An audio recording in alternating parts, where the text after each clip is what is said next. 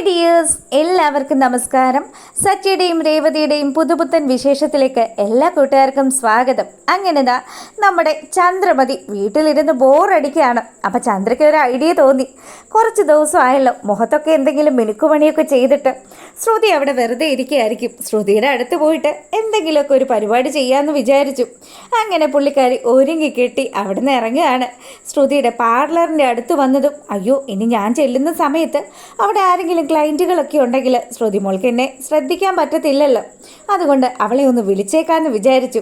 ചന്ദ്രമതിയുടെ call കണ്ടതും ശ്രുതിയാണെങ്കിലോ ഈശ്വര നാശം വിളിക്കുന്നുണ്ട്. എന്ത് പറയാനാണാവോ ഇപ്പോൾ വിളിക്കുന്നത്? എന്തെങ്കിലും വാങ്ങിക്കൊണ്ട് വരാനായിരിക്കും. അങ്ങനെ ശ്രുതി ഫോൺ എടുത്തു. മോളെ, ആൻറ്റിയെ വിളിക്കുന്നത്. പറയ് ആൻറ്റി. എന്താ മോള് വല്ല തിരക്കിലും ആണോ എന്ന് ചോദിക്കുമ്പം ഇല്ല ആൻറ്റി, കുഴപ്പമൊന്നുമില്ല.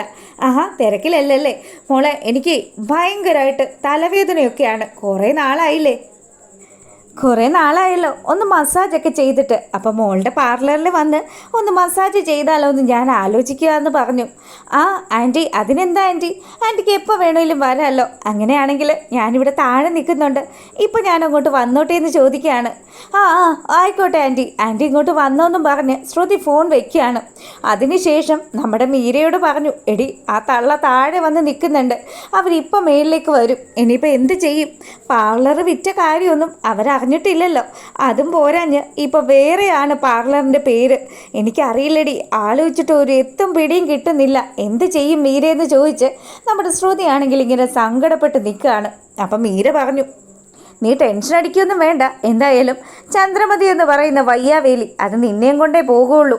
പിന്നെ ഒരു കാര്യം ചെയ്, എന്തെങ്കിലും ഒരു ഐഡിയ പ്രയോഗിച്ച് ആ പേരൊക്കെ ഒന്ന് അങ്ങോട്ട് മറച്ചു വെക്കുമെന്ന് പറഞ്ഞു. ശ്രുതിയാണെങ്കിലോ കിട്ടിയ ഒരു കർട്ടൻ വെച്ച് ആ പേരങ്ങ് മറച്ചു കളഞ്ഞു. അതിനുശേഷമാണെങ്കിലോ ആൻറ്റി കയറി വാ ആൻറ്റി.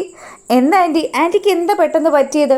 എൻ്റെ പൊന്നുമോളെ, കുറച്ച് ദിവസം മര്യാദക്കൊന്ന് ഒന്ന് ഉറങ്ങിയിട്ട് തന്നെ ഭയങ്കര ടെൻഷനാണ് മോളെ.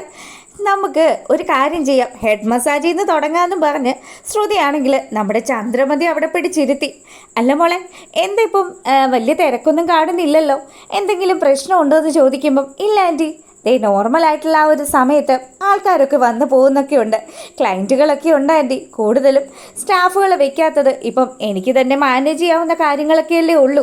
പിന്നെ കല്യാണത്തിൻ്റെ സമയമായതുകൊണ്ടാണ് ഒരുപാട് സ്റ്റാഫുകളെയൊക്കെ ഞാൻ വെച്ചതെന്നും ഇവളങ്ങ് തട്ടിവിടുകയാണ്. അങ്ങനെ ചന്ദ്രമതി അവിടെ ഇരുന്ന് ഫേഷ്യലും അതുപോലെ തന്നെ ഹെഡ് മസാജിങ്ങും ഒക്കെ ചെയ്തു.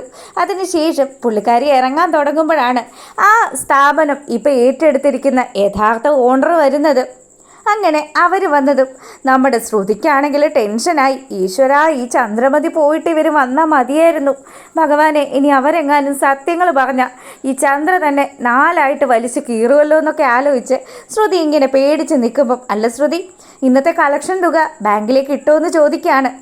കളക്ഷൻ തുക ബാങ്കിലേക്ക് ഇട്ടുമെന്നോ? ഇവളാരപ്പോൾ ഇതൊക്കെ വന്ന് ചോദിക്കാനായിട്ട്? അങ്ങനെ നമ്മുടെ ചന്ദ്രമതി ചോദിച്ചു, അല്ല നിങ്ങളാരാണ്? ഇത് എൻ്റെ പേരിലുള്ള സ്ഥാപനമാണെന്നും പറഞ്ഞ് ചന്ദ്രമതി തൻ്റെ അവകാശങ്ങളെക്കുറിച്ചൊക്കെ സംസാരിക്കാൻ തുടങ്ങി. ആ സമയമാണെങ്കിലോ നിങ്ങളാരാണ് എനിക്ക് മനസ്സിലായില്ലല്ലോ. അല്ല നിങ്ങളിത് എന്തൊക്കെയാണ് ഈ പറയുന്നതെന്ന് ചോദിച്ചിട്ട് ആ വന്ന മേഡമാണെങ്കിൽ നമ്മുടെ ചന്ദ്രയോട് ദേഷ്യപ്പെടുകയാണ്. അപ്പോൾ ചന്ദ്രമതിക്ക് നല്ല സംശയം, ഇതെന്തൊക്കെയാണ് ഈ പെണ്ണുപിള്ള വന്ന് പറയുന്നത്?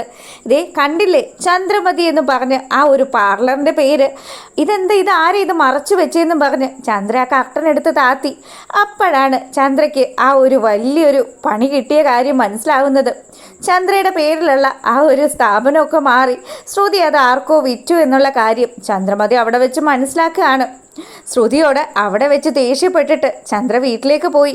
നീ വീട്ടിലേക്ക് വാ, ബാക്കി നിനക്ക് അവിടെ വന്നിട്ട് തരാമെന്നും പറഞ്ഞ് ചന്ദ്ര അങ്ങ് വീട്ടിലേക്ക് ചെന്നു. അതിനുശേഷമാണെങ്കിലും നമ്മുടെ ശ്രുതി പേടിച്ച് വരണ്ട് വീട്ടിലേക്ക് ചെല്ലുകയാണ്.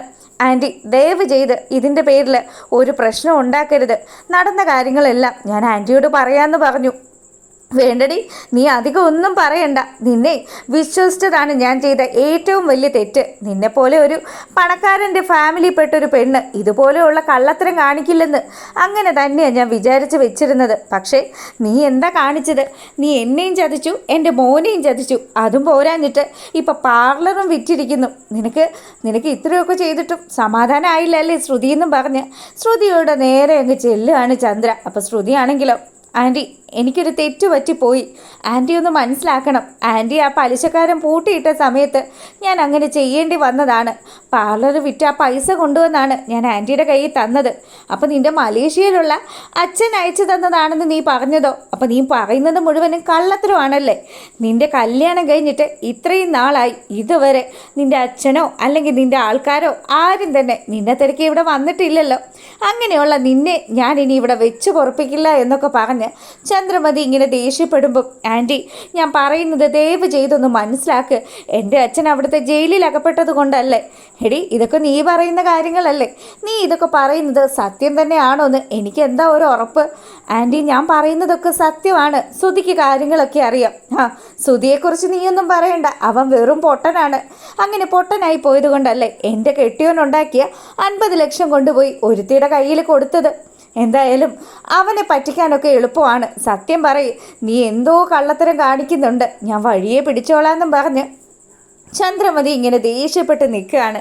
ആ സമയത്താണെങ്കിലോ നമ്മളെ കാണിക്കുന്നത് നമ്മുടെ സച്ചിയെയും കൂട്ടുകാരനെയുമാണ്. സച്ചിയുടെ കൂട്ടുകാരൻ സച്ചിയും വിളിച്ചുകൊണ്ട് ഒരു കാർ ഷോറൂമിൽ ചെല്ലുകയാണ്. അപ്പോൾ അവിടെ ചെന്നതും സച്ചി ചോദിച്ചു, എന്താടാ, പുതിയ വണ്ടി വല്ലതും വാങ്ങാൻ പ്ലാൻ ഉണ്ടോ? ഏയ്, അതൊന്നും അല്ലടാ, എൻ്റെ ഒരു കൂട്ടുകാരൻ ഇവിടെ ഉണ്ട്. അപ്പം അവന് ഒരു വണ്ടി നോക്കാൻ വേണ്ടിയിട്ടാണ്. നിനക്കാകുമ്പം ഈ വണ്ടിയെക്കുറിച്ചിട്ടൊക്കെ നല്ലതുപോലെയൊക്കെ അറിയാമല്ലോ. നീ കണ്ട് ഇഷ്ടപ്പെടുന്നൊരു വണ്ടി അത് സെലക്ട് ചെയ്യാമെന്നാണ് അവനും വിചാരിച്ച് വെച്ചിരിക്കുന്നത്. അങ്ങനെ നമ്മുടെ സച്ചിയാണെങ്കിൽ ആ കടയിൽ കയറി അത്യാവശ്യം തരക്കേടില്ലാത്ത അവൻ ഇഷ്ടപ്പെട്ട ഒരു വണ്ടി തന്നെ അവനങ്ങ് സെലക്ട് ചെയ്തു. അപ്പം അപ്പുറത്ത് നിന്ന് നമ്മുടെ കൂട്ടുകാരൻ പറഞ്ഞു, അതെ, ഇവനൊരു വണ്ടി സെലക്ട് ചെയ്തിട്ടുണ്ട്. അത് നിനക്ക് ഇഷ്ടപ്പെട്ടോ സച്ചി എന്ന് ചോദിക്കുമ്പോഴത്തേക്കിനും, എനിക്ക് ഇഷ്ടപ്പെട്ടിട്ട് തന്നെയാണ് ഞാൻ ഈ വണ്ടി കാണിച്ചു തന്നത്. അല്ല, നീ എന്താ ഇപ്പോൾ ഇതൊക്കെ ഉറക്കെ പറയാൻ പറയുന്നത്? അതൊക്കെയുണ്ട്, എൻ്റെ കൂട്ടുകാരൻ അപ്പുറത്തുണ്ട്. എന്തായാലും വണ്ടി അവൻ ഇഷ്ടപ്പെട്ടിട്ടുണ്ട് കേട്ടോ. വേണ്ടുന്ന പോലെയൊക്കെ കാര്യങ്ങൾ ചെയ്തോളാൻ നമ്മുടെ സച്ചിയുടെ ഫ്രണ്ട് ഇങ്ങനെ സംസാരിച്ചു. അതിനുശേഷം സച്ചിയും കൂട്ടിയിട്ട് അവൻ അവിടുന്ന് പോവാണ്. പിന്നെ നമ്മുടെ രേവതി ആണെങ്കിലോ, രേവതിയാണ് ശരിക്കും പറഞ്ഞാൽ സച്ചിക്കൊരു സർപ്രൈസ് കൊടുക്കാനായിട്ട് തന്നെയാണ് അവൾ ആ കൂട്ടുകാരനൊക്കെ ആയിട്ട് സംസാരിക്കുന്നത്. അവൾ എന്നിട്ട് അവനെ ഫോണിൽ വിളിച്ചു, എന്തായി ചേട്ടാ, സച്ചേട്ടന് ആ വണ്ടി ഇഷ്ടപ്പെട്ടല്ലോ അല്ലേ? ഞാൻ അത് തന്നെ വാങ്ങിച്ചോട്ടെ എന്നൊക്കെ ചോദിക്കുമ്പം, ധൈര്യമായിട്ട് മേടിക്കും പെങ്ങളെ. എന്തായാലും സച്ചി ഒരുപാട് ത്രില്ലടിച്ച് നിൽക്കുകയാണ്. അവനാണെങ്കിൽ ഇത്തരത്തിലുള്ളൊരു വണ്ടിയൊക്കെ ഭയങ്കര ഇഷ്ടമാണ്. എന്തായാലും എൻ്റെ കൂട്ടുകാരന് വേണ്ടിയിട്ടാണെന്നൊക്കെ പറഞ്ഞപ്പം അവൻ ഏറ്റവും ബെസ്റ്റായിട്ടുള്ളത് തന്നെയാണ് സെലക്ട് ചെയ്ത് തന്നെയെന്നും പറഞ്ഞു. അങ്ങനെ ഇവർ സംസാരിച്ചു. പിന്നീടാണെങ്കിലോ പിറ്റേ ദിവസം രാവിലെയായി. നമ്മുടെ രേവതിയാണെങ്കിൽ നല്ല രീതിയിൽ ഒരുങ്ങിയൊക്കെ ഇങ്ങനെ ഇരിക്കുക. അപ്പോൾ സച്ചി വന്നു. അല്ല, എന്താണ് ഇന്ന് പതിവിലധികം സുന്ദരിയായിട്ടാണല്ലോ ഇരിക്കുന്നത്? അതെ, നമുക്കൊന്ന് ക്ഷേത്രത്തിൽ പോയാലോ? ക്ഷേത്രത്തിൽ പോകാനോ? രേവതി, എനിക്ക് ഇനിയും ഒരു ഓട്ടോ ഒക്കെ പോകാനുണ്ട്. അത് സാരമില്ല, ഇപ്പം ഞാൻ വിളിച്ചതല്ലേ, എൻ്റെ കൂടെ ക്ഷേത്രത്തിൽ വാന്നും പറഞ്ഞ് അവൾ നമ്മുടെ സച്ചിയെ കയ്യോടുകൂടി കൂട്ടിക്കൊണ്ടു പോവാണ്. അങ്ങനെ അമ്പലത്തിലെത്തിയതും സച്ചി നമ്മുടെ ലക്ഷ്മി അമ്മയെയും അതുപോലെ തന്നെ ദേവുവിനെയും ഒക്കെ കണ്ടു. അവരുടെ അടുത്ത് പോയിട്ട് വളരെയധികം കാര്യത്തിലൊക്കെ സംസാരിച്ചു. ദേവു, എങ്ങനെയുണ്ട് നിൻ്റെ പഠിപ്പും കാര്യങ്ങളും ഒക്കെ? നന്നായിട്ട് പോകുന്നുണ്ട് ഏട്ടാ. ഏട്ടാ, എന്നാ ഉണ്ട് വിശേഷം? ഏട്ടന് ഓട്ടോ ഒക്കെ ഉണ്ടോ എന്ന് ചോദിക്കുമ്പം, ഉണ്ട് മോളെ, നമ്മുടെ കാറ് പോയതിൽ പിന്നെ അത്ര കണ്ട് ഓട്ടോ ഒന്നും ഇല്ലെങ്കിലും ഇപ്പം ഞാൻ അത്യാവശ്യം കുഴപ്പമില്ലാതെയൊക്കെ മുന്നോട്ട് പോകുന്നുണ്ട്. പിന്നെ ഏട്ടാ, എന്നാൽ നിങ്ങൾ പോയി തൊഴുതിട്ട് വാന്ന് പറയുകയാണ് ദേവു.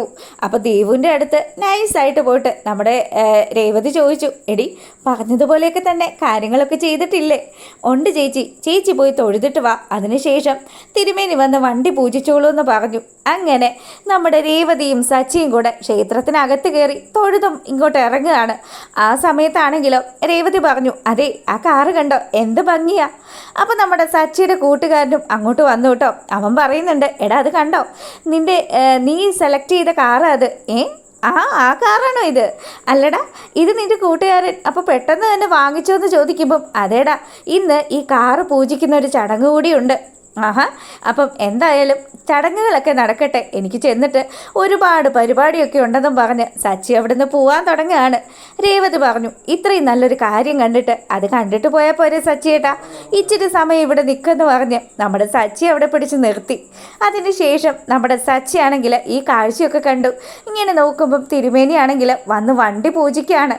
അപ്പം വണ്ടി പൂജിച്ചിട്ട് ആ ഒരു താക്കോലും കൊണ്ട് സച്ചിയുടെ കയ്യിലേക്ക് കൊടുക്കുകയാണ് തിരുമേനി. അയ്യോ, ഇതെന്താ തിരുമേനി, ഞാനല്ല ഈ വണ്ടി വാങ്ങിച്ചത്.